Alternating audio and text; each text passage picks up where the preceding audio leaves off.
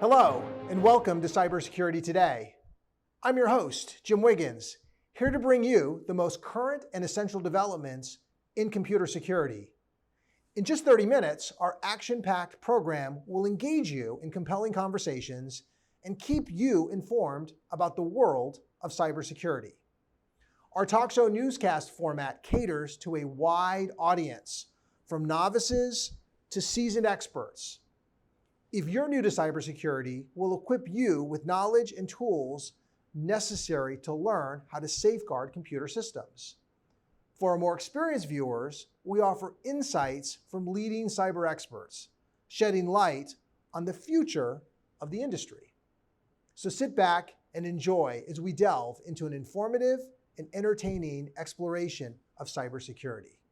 We're delighted to have you with us here. Now, we've prepared an interesting lineup for you, featuring two distinct segments to keep you in the loop on everything related to cybersecurity. In our first segment, we have what's called Cyber Bites, and this is where we tackle the latest news and events in the cybersecurity landscape, from data breaches to emerging threats.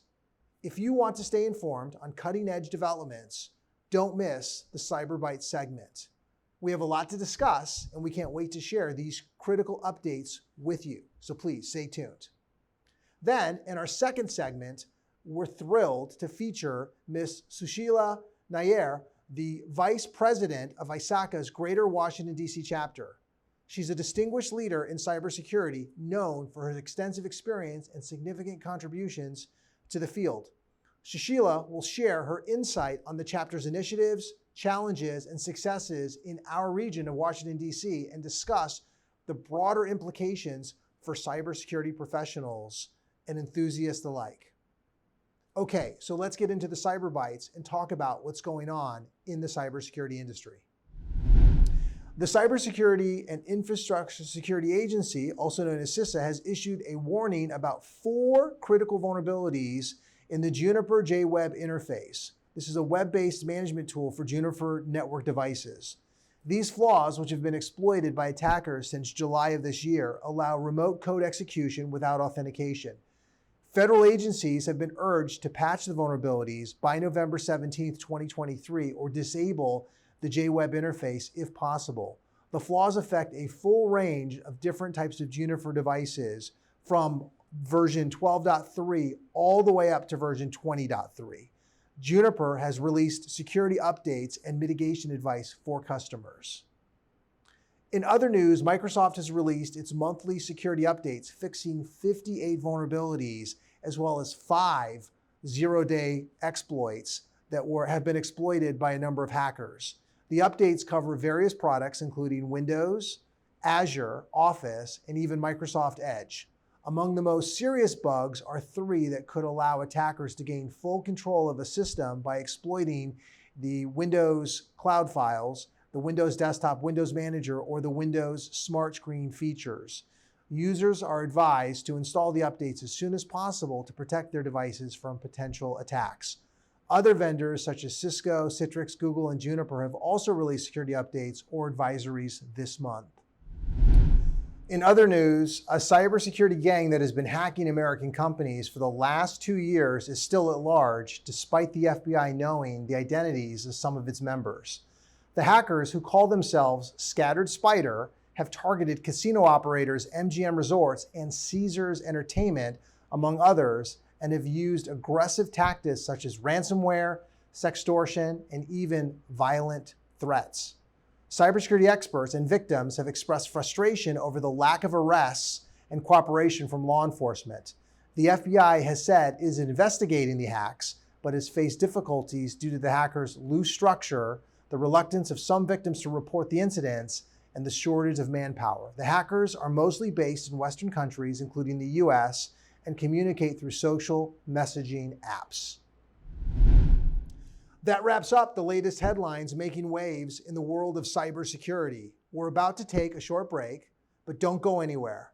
Coming up next, we have a very special guest joining us, Miss Sushila Nair, the Vice President of ISACA's Greater Washington D.C. chapter. She'll be sharing valuable insight into the chapter's critical role in supporting and empowering cybersecurity professionals right here in the D.C. area. Stay tuned for an engaging and informative conversation. We'll be right back in just a few minutes. Losing weight's a lot harder than gaining it, but with every step, I lower my risk for type 2 diabetes and heart disease, and that makes every step very much worth the effort. Learn how you can help stop diabetes. Visit checkupamerica.org or call 1-800-DIABETES. Welcome back to Cybersecurity Today. In this next segment, we're privileged to introduce Ms. Sushila Nair, a key figure in the cybersecurity arena and the Vice President of the ISACA Greater Washington D.C. chapter. Sushila has over 2 decades of experience in the industry and brings a deep understanding and a unique perspective to the cybersecurity challenges and different types of solutions. Currently serving as the Vice President for North American Cybersecurity Practices as Capgemini, a global leader in secure digital transformation, she plays a critical role in shaping cybersecurity practices and strategies. Her tenure as the Chief Information Security Officer for 10 years and her active participation in the ISACA GWDC chapter highlight her commitment to elevating cybersecurity standards and promoting best practices. Sushila is known for her dynamic leadership in orchestrating the return of in-person events for the chapter while maintaining its robust virtual offerings. As an advocate for skills development and diversity in the cybersecurity community, she has been instrumental in driving initiatives that foster a more inclusive and skilled workforce. Today, she joins us to shed light on the evolving cybersecurity landscape and discuss the pivotal role of ISACA's GWDC's chapter in nurturing and guiding cybersecurity professionals in the Washington, D.C. area. Sushila, welcome to the show. Thanks so much, Jim. I'm excited to be here. So I thought maybe what we could do is ask you to tell us a little bit about your journey in cybersecurity and maybe your current role at ISACA's Greater Washington, D.C. chapter. Yeah, thanks. So I definitely have had an interesting journey to the point that I'm at. I actually was born in New Zealand and grew up in Malaysia. So went to school in a convent and then went back to New Zealand to do university, where I chose to do engineering, where there was kind of 5 women among more than 200 males. And I came out there looking for a job. And it was a time where people really didn't accept women in engineering. You know, it was so funny. As I was looking for a job, so many people would say things like, I don't hire women. And from there, so it was easier for me to get a job in computing, which I did and I loved. So really enjoyed that. And I initially started off coding, and I decided I really didn't like living with my own bugs. So I moved into networking. And from networking, I moved into cybersecurity and never looked back. And I've had such an interesting career, working initially in training and then having my own company doing professional services. I worked with Lloyd's of London, looking at how you underwrite e-risk. I did work with the UK government, looking at securing some of their computing, did some expert witness work, did a lot of security baselines for large financial organizations, went over to, left the UK after about 14 years, and then moved over to Malaysia for a year, working as a CISO in a manufacturing plant. Like, wow, that was hard work. And then, and also formed the first user group, really looking at cell phones and how you could use them to be able to secure financial transactions. And then coming over to the States, and again, kind of working in training and doing a little product management, and then working as the global lead for NTT Data Services offer management for cyber. And that was really fun. I had a great time doing that, doing research with Marymount University, Cloud Security Alliance, a lot of fun. And this year I moved over to Capgemini, which is another global organization looking at digital transformation, running their security practice in North America. So it's been an interesting journey, Jim. Cool, great, thank you. I thought maybe what we can now do is, since we now know a little bit about you, could you, for our audience, talk a little bit about the GWDC, the chapter, ISACA, and just provide a brief overview for our viewers? Yeah, so sometimes people don't instantly recognize ISACA, but ISACA really is one of the most important organizations, I think, in the cybersecurity arena. It's a global professional organization with over 170,000 members who work in either audit or cybersecurity. And they've got presence in 188 countries with 225 chapters worldwide.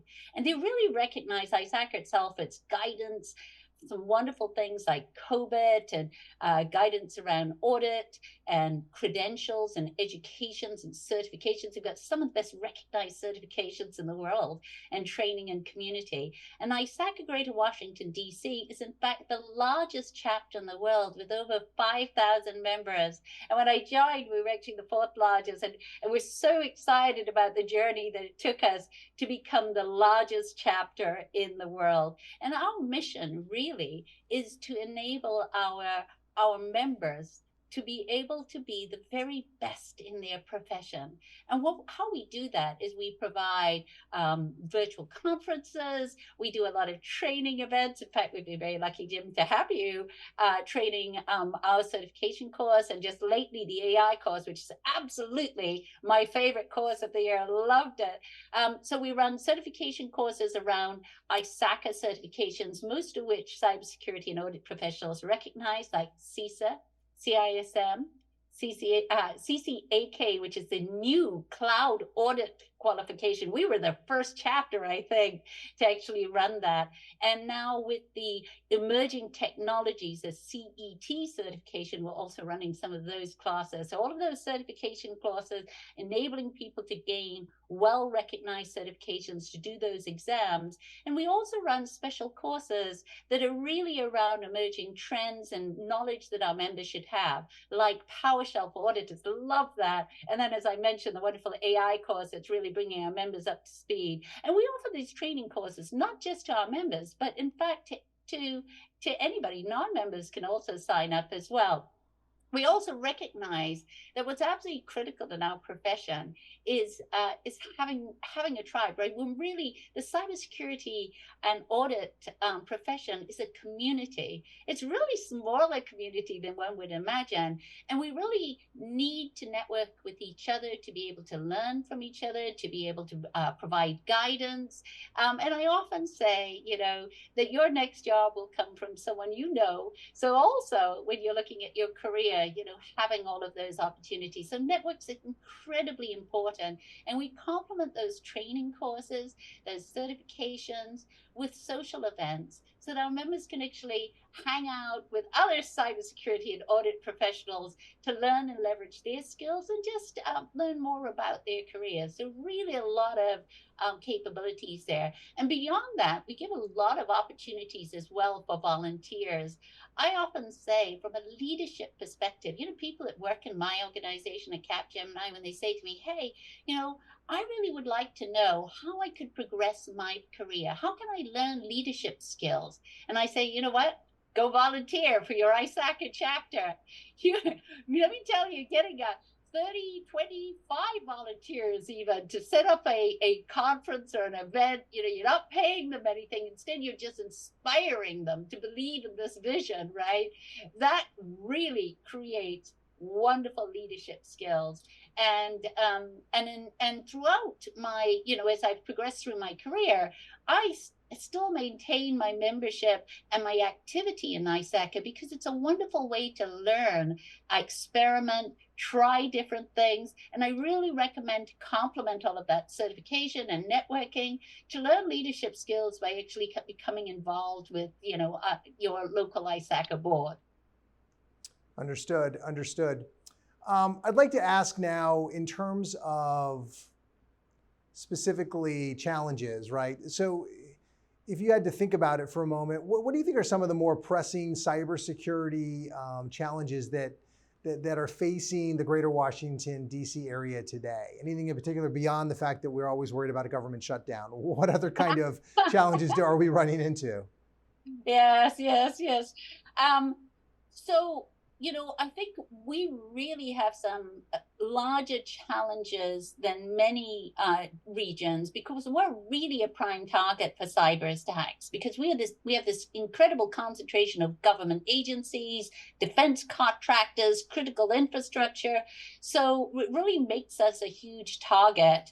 And I think the big challenge is, cybersecurity cyber criminals are constantly evolving their techniques and procedures, right? And when you think about it, we're quite often talking about how AI is changing the world, but it isn't just changing the world. So it's going to help us discover cures for cancer and new medication and antibiotics, which is so exciting. It's also being used by criminals, right? So we have Worm GPT and Fraud GPT, where you can use generative AI to create really, really good phishing emails.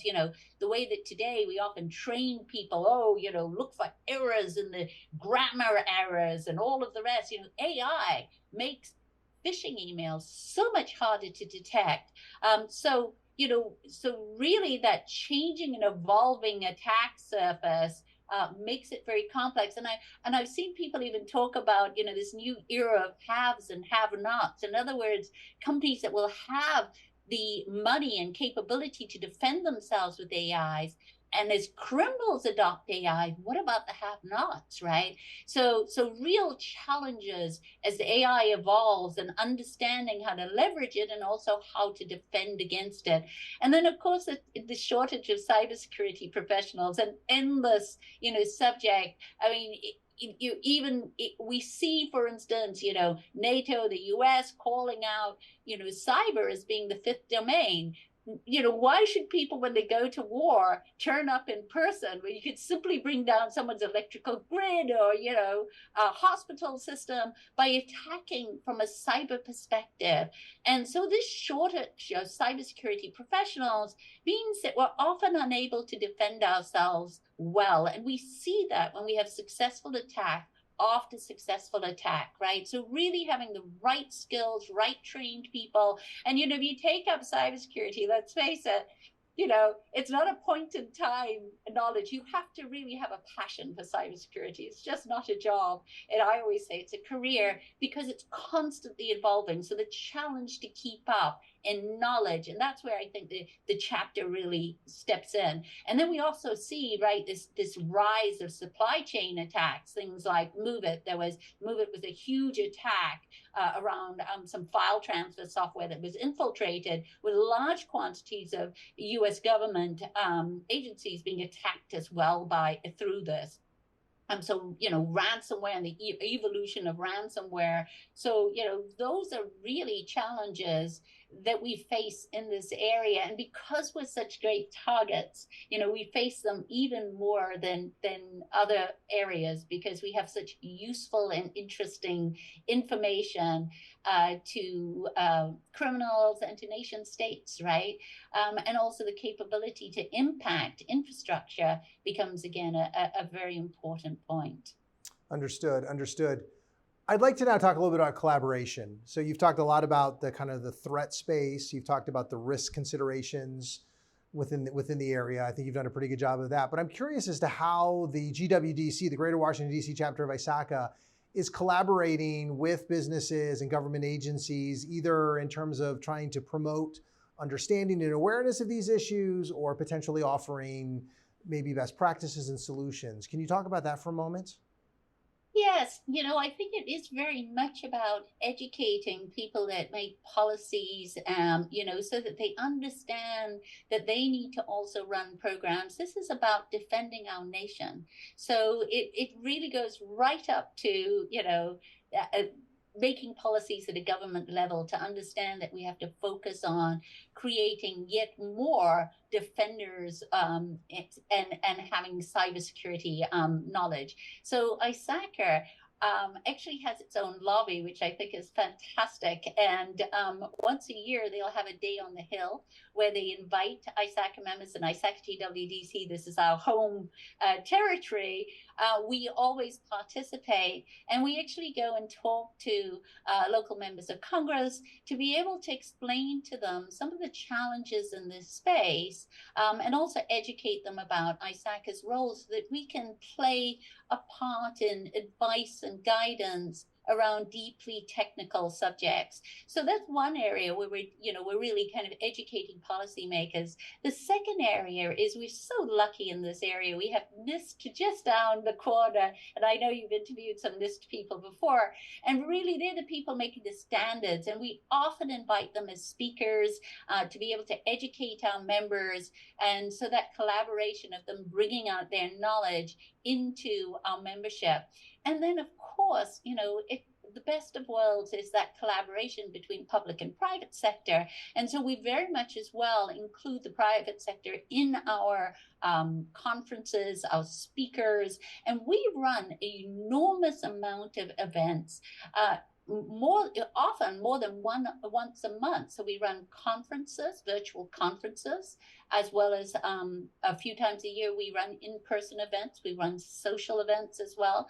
And during these conferences, and whether they're in person or virtual, we invite really the thought leaders from both of these sides to be able to educate our members. And so it's really being able to bring the standards from government to be able to understand where they're going, as well as bringing in some of the private sector innovations and enabling that.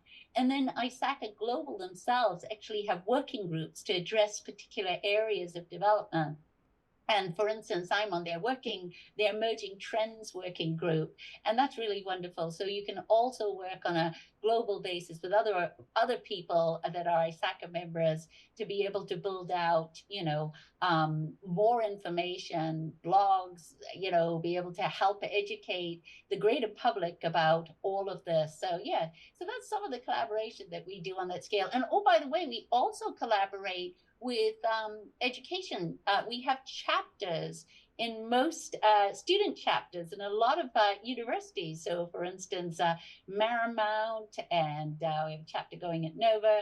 And so these chapters really start at the student level to encourage students, to come into the profession, and also introduce them to people that are in the professions. I really love that as well. So we collaborate back into universities, and we've started to investigate as well how we can help high schools and look at how we can kind of increase knowledge in that sector as well. That's very much our mission, is about educating and building knowledge around ISACA's core mission, which is digital trust. How do you create digital trust in our very, very digital world? Understood.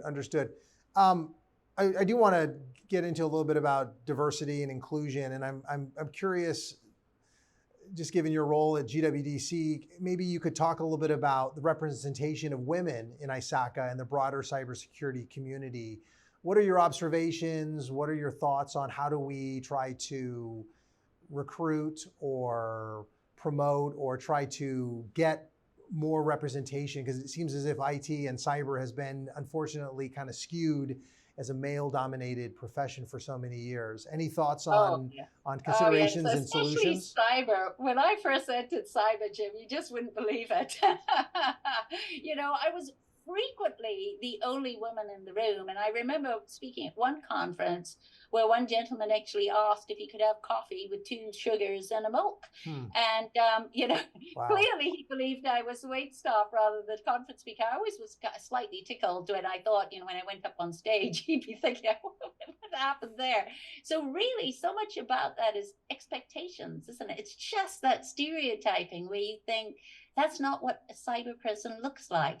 And from the earliest age, they talk about how children, when you say, oh, well, what does an engineer look like? What does a cybersecurity person look like?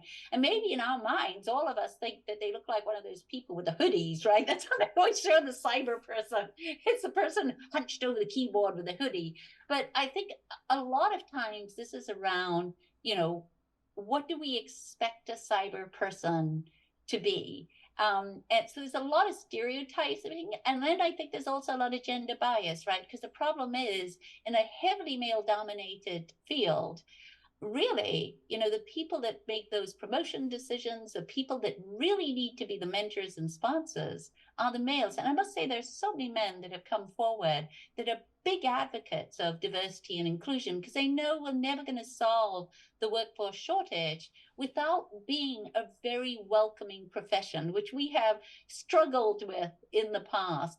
But I must say, over the years, I've really recognized a huge improvement. We're going the right way. At ISACA Greater Washington, D.C., every year we run a Women in Technology conference. And we invite women thought leaders, because I don't know if you've seen the percentage or stats around the fact that women often don't get to present. And so by showing other women, there are women in the field, more women come. I think that's a very, very natural kind of thing. You feel like you're the only woman in the room. You feel a little isolated. But if you feel it's a welcoming profession, you're more likely to come forward. And then educating people about the profession. Very often people think the only part of cyber is pen testing. It's the gentleman in the hoodie, right? And really, cyber is so wide and so interesting and fascinating, that I think when you talk about cyber, it also encourages more women to come in the field. And there's a greater focus as well around things like compensation and recognition. And I love the fact that there are more awards today as well, so that women are recognized and for their contributions to the profession. And that makes a huge difference, so that when people look across, and especially children, they look across and go, oh, she's a cyber person. Maybe when I grow up, I might be a cyber person. So, really kind of changing minds and hearts by welcoming women in the profession, by showcasing women in the profession, encouraging them to come this way. Last question for you is, how can viewers of the show learn more about the Greater Washington, D.C. chapter of ISACA? You can go to our website, ISACA Greater Washington, D.C., GWDC, or you can subscribe to our social media feeds to learn more about us. Excellent. Well, Sushila, thank you very much. We are out of time. We want to thank you for coming in and offering invaluable insight for our audience. We greatly appreciate your time. Thanks so much, Jim. So that's going to do it for today's episode. We again want to thank our guest, Ms. Sushila Nair, for coming in and talking to us about the role of ISACA and the Greater Washington, D.C. chapter of ISACA in the information security industry. We hope that you found the information in today's show interesting and useful, and that you learned something new about cybersecurity. If you'd like to learn more about cybersecurity today and keep tabs on upcoming episodes, please check out the show's website at www.cybersecuritytoday.org. You can also reach out to us with questions or comments at our email, which is contact@cybersecuritytoday.org. We look forward to seeing you at our next broadcast. Thanks a lot for joining us today. Stay safe and stay informed.